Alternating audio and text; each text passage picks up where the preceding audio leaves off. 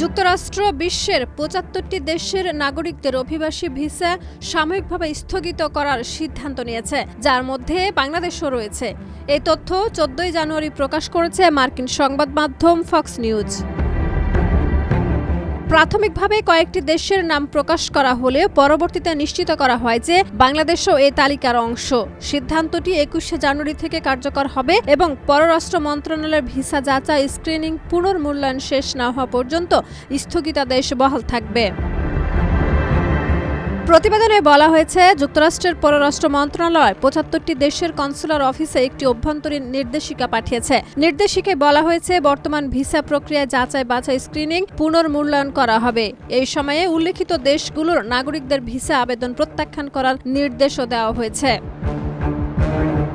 পররাষ্ট্র মন্ত্রণালয়ের মুখপাত্র টমি পিগটি বলেন, আমরা ভিসা দেওয়ার প্রক্রিয়াগুলো নতুনভাবে খতিয়ে দেখছি। আপাতত ৭৫টি দেশের নাগরিকদের যুক্তরাষ্ট্রের প্রবেশ স্থগিত রাখা হবে। মূলত যারা বিদেশি নাগরিক হলেও আমেরিকার সরকারি সহায়তা বা কল্যাণমূলক সুবিধার উপর নির্ভরশীল হওয়ার সম্ভাবনা রাখেন, তাদের জন্যই এটি নেওয়া হয়েছে। প্রতিবেদন অনুযায়ী ভিসা যাচাই বাছাই আবেদনকারীর স্বাস্থ্য, বয়স, ইংরেজি ভাষার দক্ষতা, আর্থিক অবস্থা এবং দীর্ঘমেয়াদী চিকিৎসার প্রয়োজনের মতো বিষয়গুলো বিবেচনায় নেওয়া হবে। এছাড়া অতীতে সরকারি নগদ সহায়তা গ্রহণ করেছেন বা কোনো প্রাতিষ্ঠানিক আশ্রয়কেন্দ্রের উপর নির্ভরশীল ছিলেন এমন আবেদনকারীদের ভিসা প্রত্যাখ্যান হওয়ার সম্ভাবনা বেশি।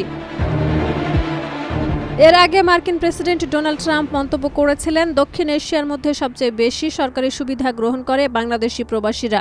এই হিসেবেও যুক্তরাষ্ট্রের নতুন সিদ্ধান্তকে প্রভাবিত করেছে বলে মনে করা হচ্ছে। এই পদক্ষেপের ফলে বাংলাদেশ সহ Afghanistan, Pakistan, Iraq, Iran, Russia, Nigeria, Thailand, Somalia এবং আরও বহু দেশের নাগরিকরা সাময়িকভাবে যুক্তরাষ্ট্রে অভিবাসী ভিসার জন্য আবেদন করতে পারবেন না। শাহিদা রুবি, মাই টিভি।